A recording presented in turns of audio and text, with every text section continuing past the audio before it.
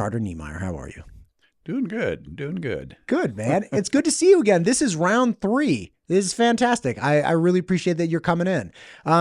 Listen, you are a famous or infamous character, depending on who you talk to, obviously integrally related to the wolf reintroduction in the United States from 1995, 1996.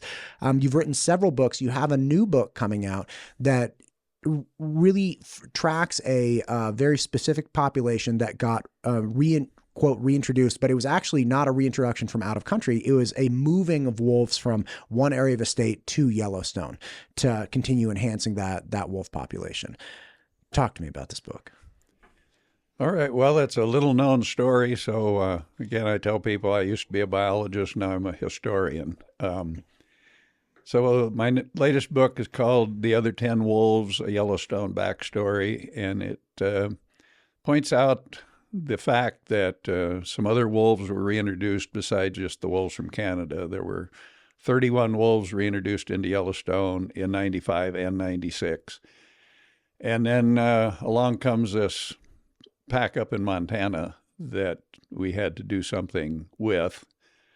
And so without giving away the whole story, there were 10 wolves up there that something had to be done, and to save their lives, we augmented the reintroduction to Yellowstone with these 10 more wolves.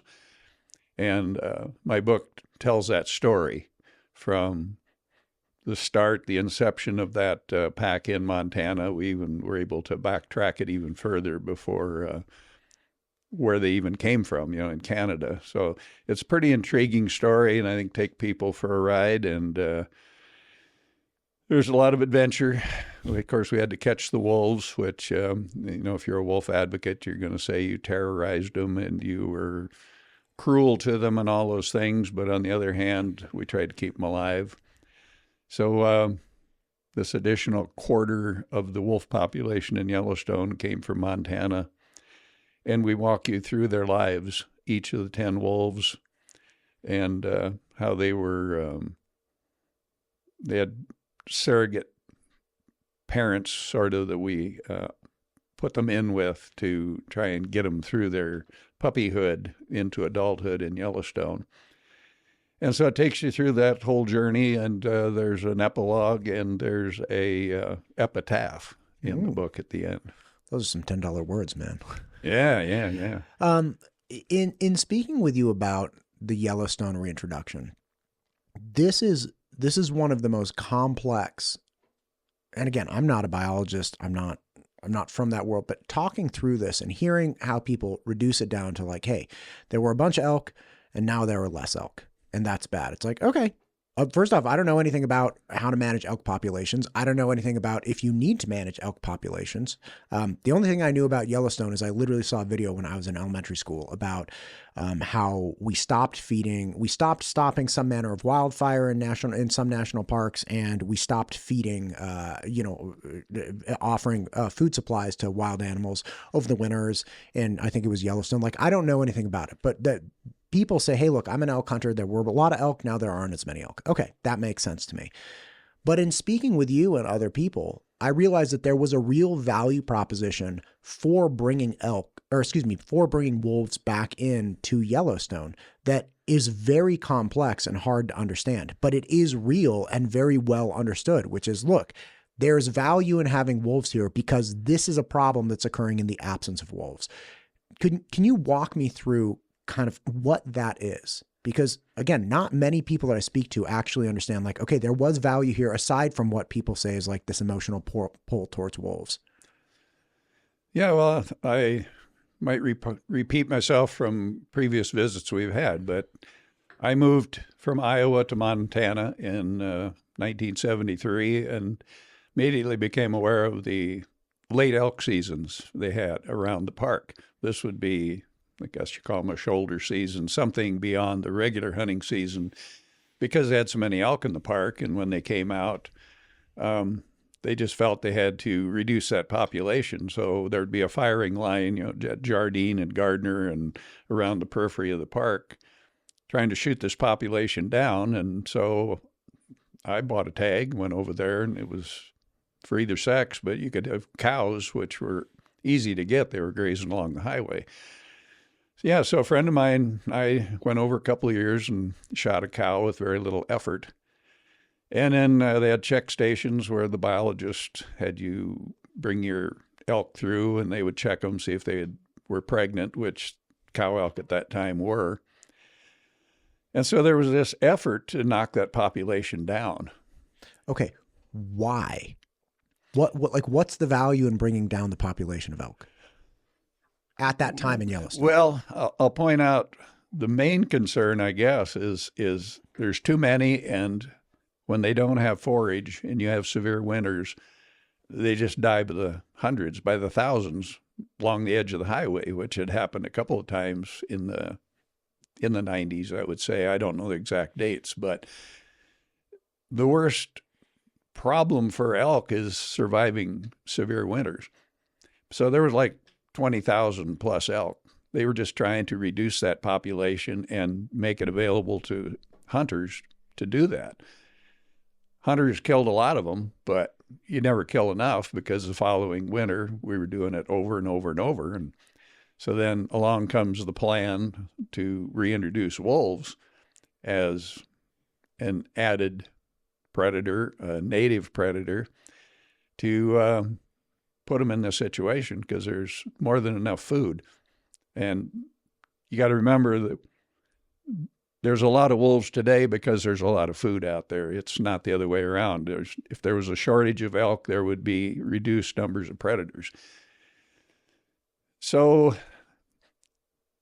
elk numbers were in decline. I mean, you talk about competition with bison herds that are growing. You've got grizzly bears, mountain lions, black bears, all of which are serious predators on especially young elk. And then you bring in the wolf. So about all of the time the elk were starting to decline and the wolves came in, the decline became very noticeable. They declined down to 4,000 to 6,000 elk around the park from that 19 or 20,000. So then there were assumptions made, that the wolves were decimating the elk. But it was all of these factors. And again, I remind people, and you can read about this if you do some research, severe winters are what really knocked those elk numbers down too. So all of those causes of mortality together led to a decline of elk. You mentioned bison, and then you went on to mention grizzly, black bear, mountain lion. How do you view bison in the pressures on elk populations?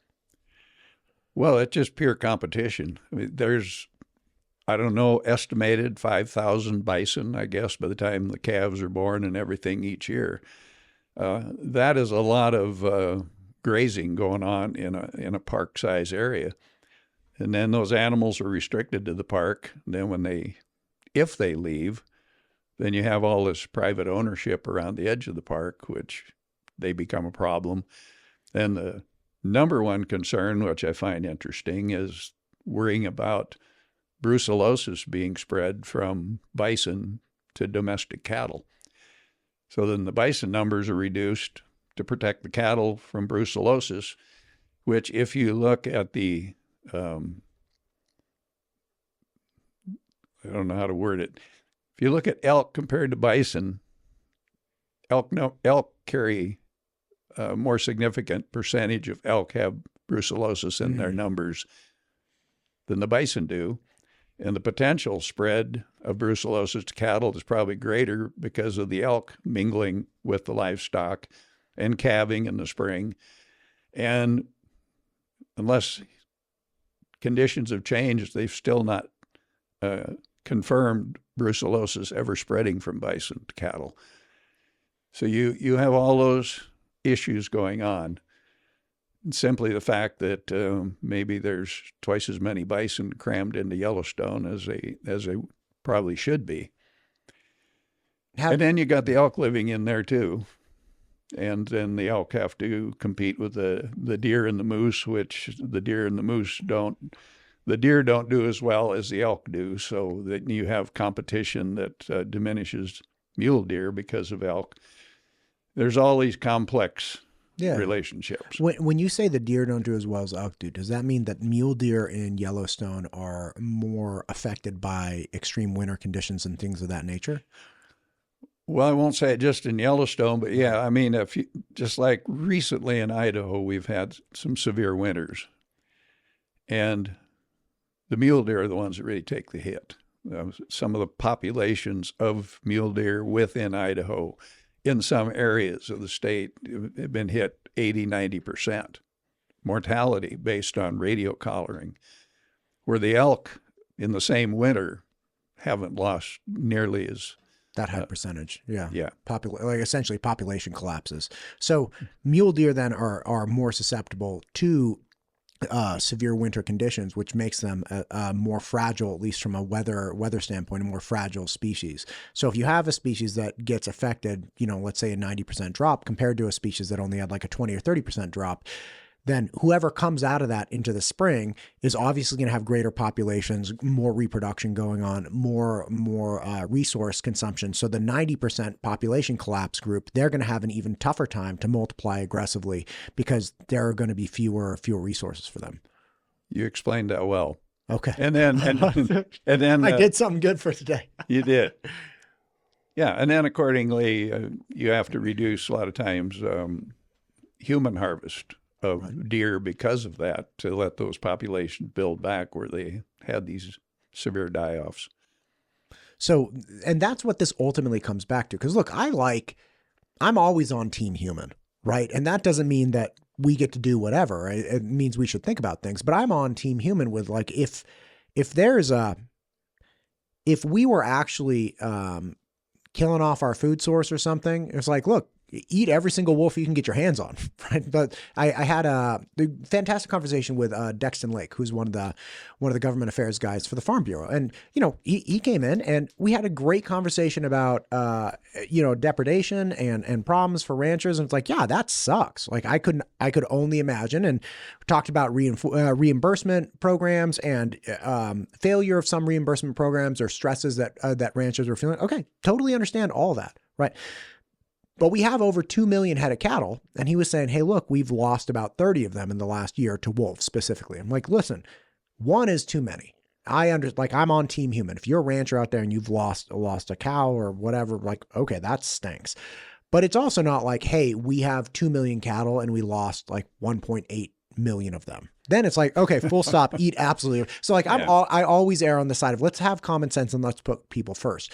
And what you're talking about, which is, hey, look, we have a mule deer collapse, right? Population collapse. That and part of the recovery of that population is going to come from access to resources and competition with other herbivores, right? So we have to take that into account. So if we're on team human and we say, hey, we want access to mule deer and we want other people to have access to mule deer, then we not only have to look at predators, right? Absolutely. That's 100% we should be looking at that. But we should also look at competing herbivores that are making the environment for which the mule deer rely on to reproduce more strenuous and more barren. Like we have to look at all pieces if we're going to say, hey, at the end of the day, I want people to have things to hunt and things to eat. You want people to have things to hunt and eat. All good. How do we do that? And part of that is saying, hey, we have like a super herbivore. This thing is out competing other people. It can survive tougher winters. It can like ravage through people's, through depredation with people eating their crops that they're growing and all things like that. And they do the same thing to other wild species. That's ultimately like where we need to arrive at. Is that accurate? Sure. And I guess the point being, again, is there's this constant misinformation, I'll call it, about how elk are in decline and elk are being decimated by wolf populations in the various states where wolves occur and where elk occur.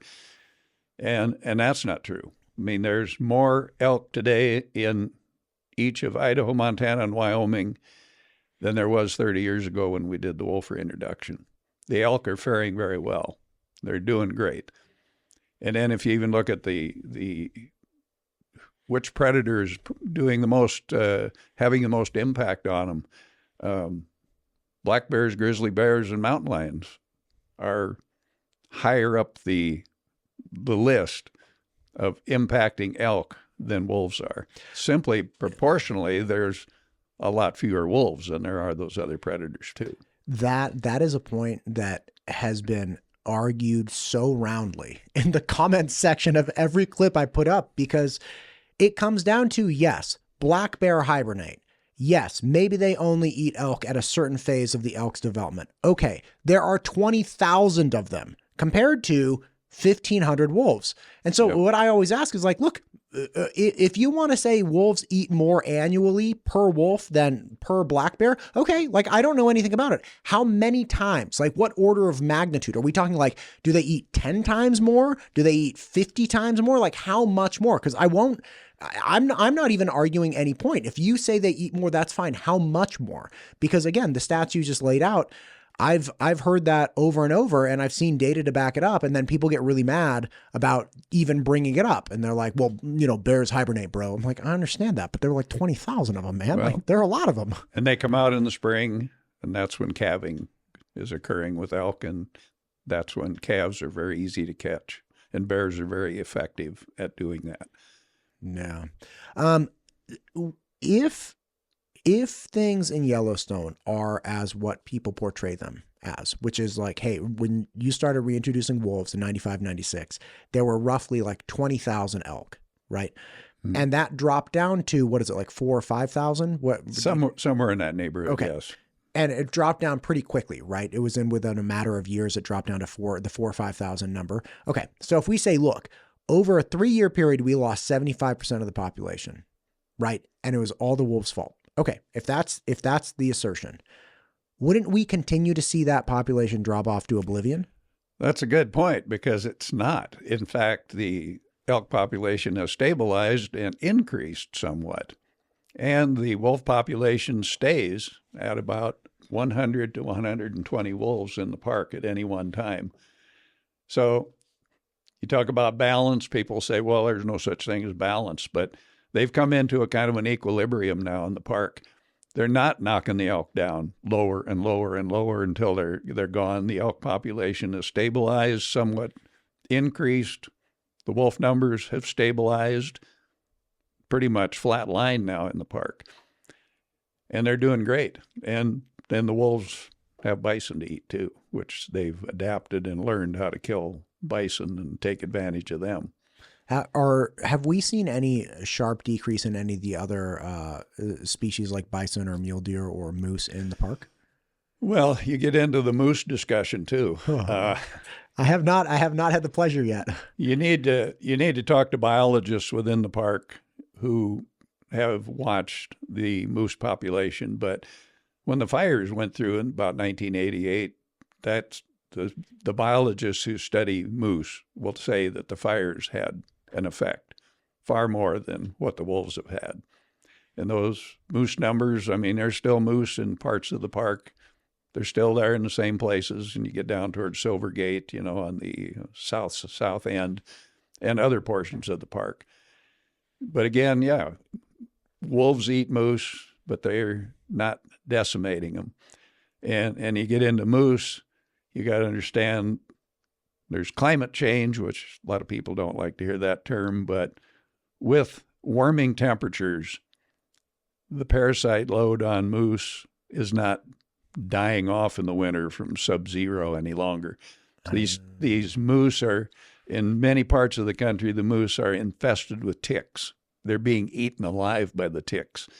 Nothing kills the ticks other than maybe used to be cold weather, which we're not having so much of that anymore. So, and then you got brainworm and you've got other parasites that have by far taken a greater toll on the moose than wolves eating them. Listen, I'm not a biologist, and again, showing my ignorance here, I did not realize that the sub-freezing temperatures were actually a protective mechanism for the animals that could survive through that winter phase. So essentially, it's like, listen, we need freezing winter because the moose will be able to survive, but the things eating them will not be able to survive, like small parasites and things like that. Yeah, and you take it to a greater level. Driving through the West, and you see all these dead trees. Those are insect parasites. Let's call them insect pests. Yeah, like bark beetles and things. Yeah. Yeah. They're not dying off due to the warming temperatures. And so therefore they survive and infest and kill trees. So there's this whole dynamic going on too, that you have to look at all, you got to look at the big picture. And I guess the problem I've always seen too is that there's so much research that explains all these dynamics, but they're often written in journals, Journal of Wildlife Management, Journal of Mammalogy, journals of parasitology, the list goes on. And the average American citizen doesn't jump into those journals and read this science. So I was so excited for my parasitology magazine monthly to come out next month. Yeah. So much of this information is available, and it's explained and very understandable what's going on. But a lot of people don't want to read that. They just want to just connect some dots. There's elk and there's wolves, and wolves eat flesh, and wolves kill these animals. Therefore, wolves are bad. And with the elk populations increased and stable in these western states tells me that wolves aren't a big deal, folks. I mean, you can make them that way if you want, but another point I'll make is if you think about it, prey control predators. Predators don't control prey. The more abundant prey are, the more abundant predators are. When prey decline, not from predation, but decline from just cycles, when they die off from disease and whatever the issue is, predator populations decline because of the prey base declining. So it's almost the opposite of what people surmise is going on. I find it interesting, kind of what you're articulating, which is like, look, we go through cycles. We used to have, I'm sure you know this, like the giant sloth in North America. It's like gigantic. It's like the size of an elephant. It's like, kind of climb up trees halfway and eat stuff. We also had like the short-faced bear that would eat sloth. We had woolly mammoths. We had all kinds of different animals that are gone now, not because anybody reintroduced any predator, but the predators are gone, the prey is gone. Like these are different. Even you look at like the pronghorn deer, right? Like its capacity to run at 60 plus miles an hour is a vestige of a different predator profile in this area, right? Because nobody even gets close to it. So it's like, wait, man, like, why can you run 60 miles an hour if like nobody can even top 45? Like, don't you just have to run 46 miles an hour if the predator's going 45? Like that's essentially it. But we have swings with population that just naturally occur, and swings with our environment that occur. You know what I find interesting about the climate change argument? It's like, listen, I didn't say why it's changing. Like, can we at least? And neither did I. Right. Like, can we just acknowledge that climate does change? Like, that's it. And again, like, just full stop. Like, climate does change, and maybe it's changing through a natural cycle. Can we just agree that like things are? I had this rancher on, or actually I was chatting with him off air. There's a while back, and he's like, "Listen, we can't even talk about it, but like this area where he used to live, it's like the base of this mountain. There used to be snow year round, and that was it. And that required a certain."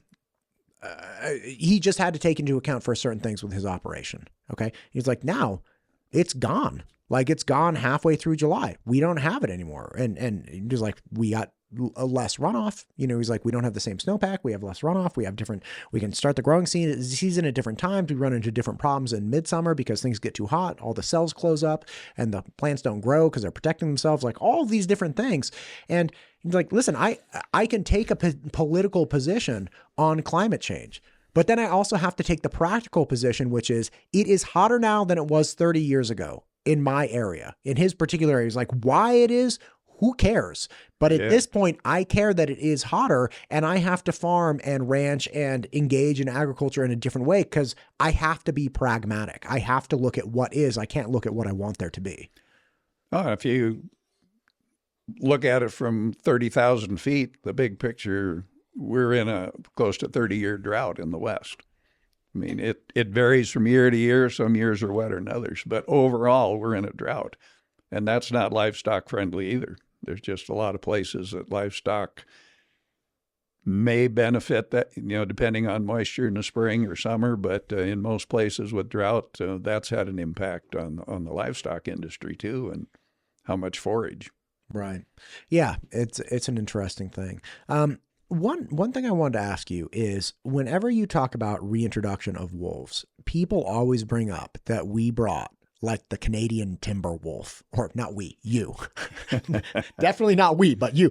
So and overwhelmingly, every time I hear somebody that, I've asked a bunch of people about it that are in the know that actually are, wildlife biologists. They're like, listen, we brought wolves that were roughly like 70 to 80 pounds that were the same size. First off, wolves were already here when we were reintroducing them, right? Like, it's not that there were no wolves in Idaho and Montana. It's just that they were aggressively hunted and shot whenever, but like they were coming down. So to say we reintroduced the only wolves is a fallacy. They were already here.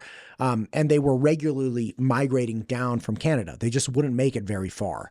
Point is there any like species variation, or was there any, like skeletal difference? Like, did you bring some kind of like jacked up on steroids wolf or something like that? No. Are you sure? I am sure. Okay.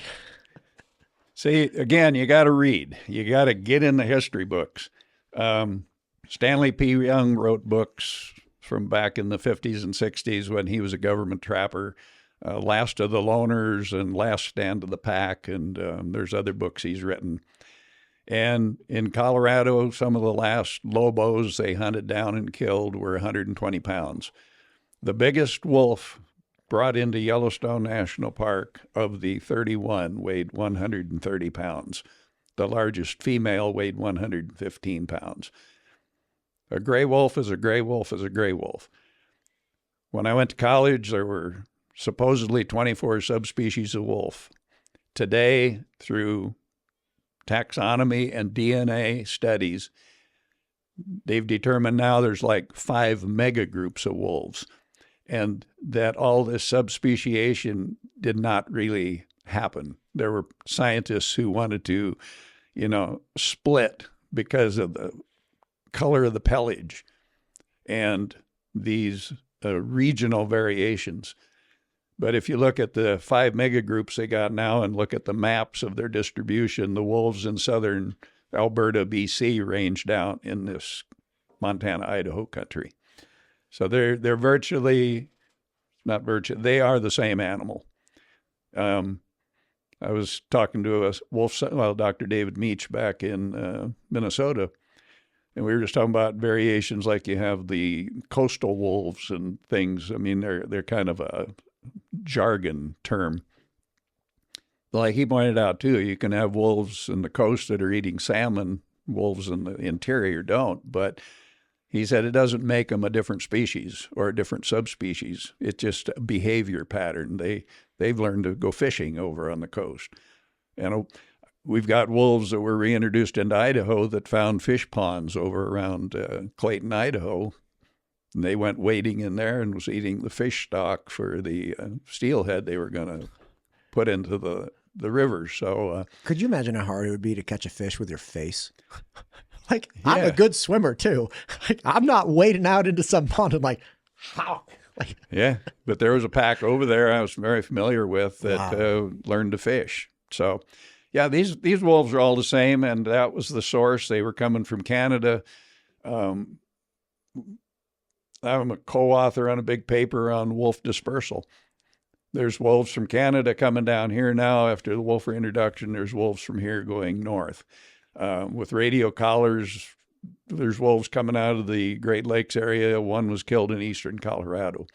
These wolves are capable of traveling thousands of miles, and if I ever could write my 4th book, I would like to write about a wolf that I radio collared in Washington that ended up over in the Wyoming, Yellowstone area. The wolf went over 240 miles in its life. So they move around, and to think that putting a line on a map or imagining there's a moat between Canada and the United States that's put up a barrier that wolves can cross, throw those ideas away. They can go anywhere. We let them live, and we don't kill them. Have you heard of the bread box theory? You'll have to. Oh yeah, I know you're gonna know it the second I articulate it. I went on in my former life as an educator, I went on a field trip to Catalina Island with a bunch of sixth graders. Go down to Catalina Island, and Catalina was the location of an old school Western movie where they had to, and this is a island off Southern California, and they had to bring bison to the island. Right now, it's like a random desert island off of Southern California, and they had bison there from that film. It was like a Genghis Khan film or something ridiculous with like John Wayne. Anyway, the point is they leave the bison there. So they're like, grab bison out of Yellowstone or wherever they grabbed them, right?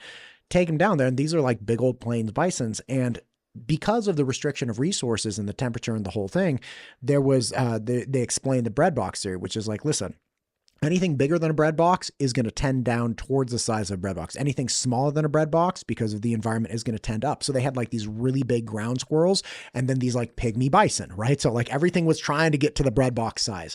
And we saw one of the bison, and I had seen a bison when I was 12 going through Yellowstone. I was like, holy cow, like that is an animal, man. And then seeing it with a bunch of sixth graders at Catalina Island when I was like 24, I was like, not as impressive as when I was 12. And again, the whole thing got explained to me. Do you think that plays into the idea that this was a different species? Because I do not believe that anybody would determine that bison hanging out on Catalina Island is a different species of bison compared to where it came from. What I think happens, obviously, is that bison, and as with us, right, we are presented with a certain amount of nutrients, a certain habitability of environment that we're born into and we exist in, all of these things. And that leads us to grow to, various sizes and shapes, right, obviously. But we're not different species of like mammals. We're just, so if somebody's like, well, they brought a Canadian down and like dropped him in Southern California, it's like, that's not a different species of human. Like one dude was hanging out up here and it was really cold winters and, he carried a certain amount of body fat and was a certain size. You dropped him down in Southern California, probably lost a bit of body fat, didn't have to carry as much, like, hung out in the, got darker skin because he was hanging out at the beach. All of these things were malleable, right? And we change as our environment changes. Do you think that's part of what concerns people or concerned people with like, oh, this is a different species of wolf? It's like, no, it was just living in a different environment. It's the same species. Yeah. And it's called adaptation. I mean, whatever you are. You just summed up like my 5-minute monologue with like, yeah, bro, it's an adaptation. God. Yeah. I'm such an idiot, Carter. I don't even know why you come talk to me. It's painful. No, you're doing good. I like it. But no, species do adapt. And that's why you have variations in species. They adapt to their conditions, and if they're viable in a sustainable species, then they make do by changing simple behaviors that make life easier for them and survivable. So back to the wolf thing. I mean, we had I can't think of the fancy term, but Mexican wolves are smaller down in the south where it's hot. And you can look at species of rabbits who have gigantic ears. Where it's hot, their ears are enormous because that's how they cool their body. And, the circulation is broader in there to cool their body down. And you got wolves up in Alaska country, you notice wolves' ears are stubbier where the temperatures are colder too. So there's all these over time adaptations where animals cut their losses, I guess is what you want to say. But you're also talking about, if you compare, say, like a Mexican rabbit to an Alaskan rabbit or an Alaskan, wolf or something, and just comparing ears, you're talking about two of the most like opposite spectrum environments possible. When you're talking about, hey, we went 50 miles over the border into Canada, grabbed some wolves, and we brought them 400 miles south of the border into freezing, Yellowstone. You're not talking about an environmental shift that's that significant. I mean, like, I'm sure it's significant. Don't get me wrong. But it's not the same as like, hey, now we're sweltering in the heat in Mexico compared to I'm about to die in like the tundra in Alaska. No, I mean, probably I point out the difference between reintroduced wolves and the wolves that are here is the reintroduced wolves got an airplane ride. That my God. I love that. Listen, man, I don't want to take all your day. This book, again, is called The Other 10 Wolves. The Other 10 Wolves, a Yellowstone backstory. It'll be available March 21st. And people want to purchase my books or see what I'm offering, it's carterniemeyer.com. Put that on your computer and it'll take you to my website. And I've written Wolfer, Wolfland, and now The Other 10 Wolves.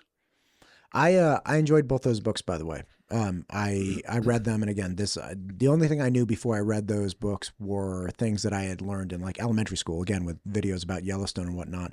And since then, you were the first conversation I really had about wolves, and since then I've spoken with tons of other people, including Justin Webb, who I had on from Foundation for Wildlife Management. I really enjoyed that conversation with him. I'm sure you guys disagree on points, and that's great. Like we should all have, there should be pressure on our ideas.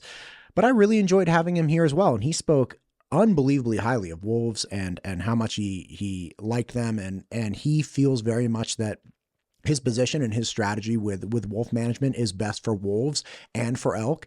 And awesome. But I really appreciate the triangulation, which is, I have your perspective and I get to enjoy your journey and I get to talk to him at the same time. And man, what a blessing. It's really cool to be able to talk to everyone. Well, getting to know you too. That's why I enjoy coming back to talk to you, that we all offer different perspectives, but it's sort of a smorgasbord. You can walk through and pick your meal. Yeah.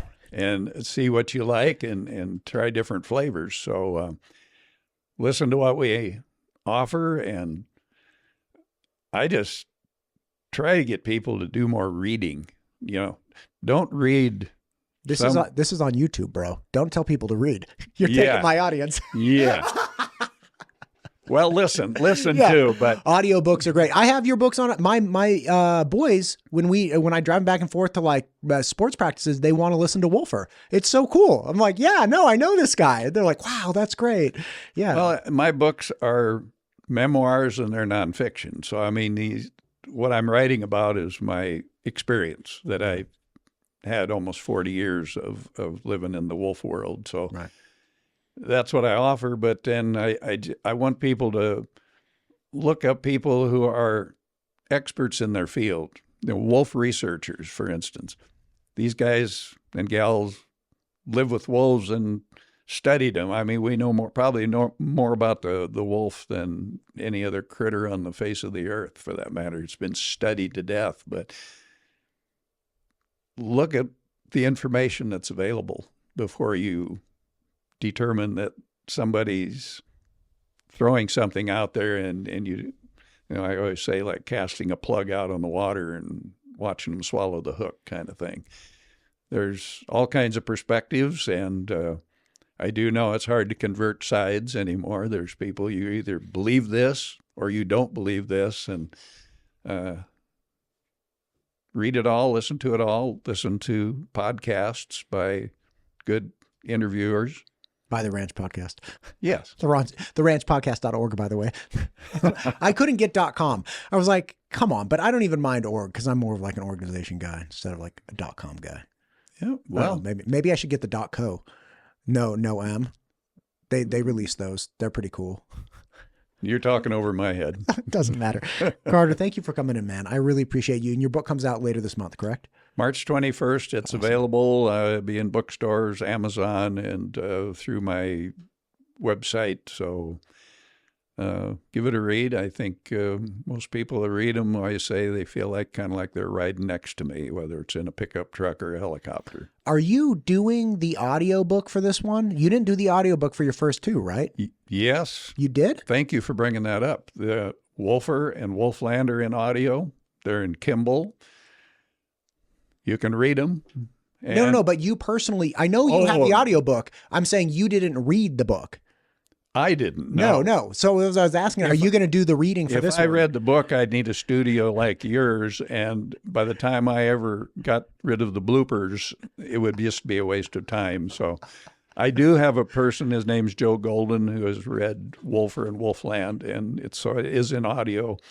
And as soon as we get The other 10 wolves on the street, we're going to have Joe read and do an audio book on this latest one too. I don't know where Joe is. I don't know, but what I would like to offer you 100% is if you and Joe want to have a conversation together about him reading these books and maybe attach it to the audiobook, it kind of as like an epilogue or something like that, I'd be more than happy to volunteer the studio so you guys can enjoy a chat about that. Because obviously he knows these stories like the back of his hand. Yeah, he's got a voice. He don't sound totally like me, but I don't think anybody does. No.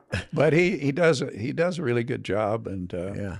He's local here in Boise, so. Well, get Joe Golden in here. You guys have a chat and attach it just like a one-off podcast attached to the 10 Wolves. Go from there. Good. And we compare voices and see if people can tell the difference. His impersonations are really funny too. When he's like, "Damn it, Carter." That's the other thing. He swears a lot. So like, I got to warn my boys ahead of time. I'm like, listen, you can't repeat any of this stuff. He's like, "Goddamn son of a bitch." It's good. Carter, I appreciate you. Thank you for coming in, buddy. Let's do it again. Thank you very much. Appreciate it.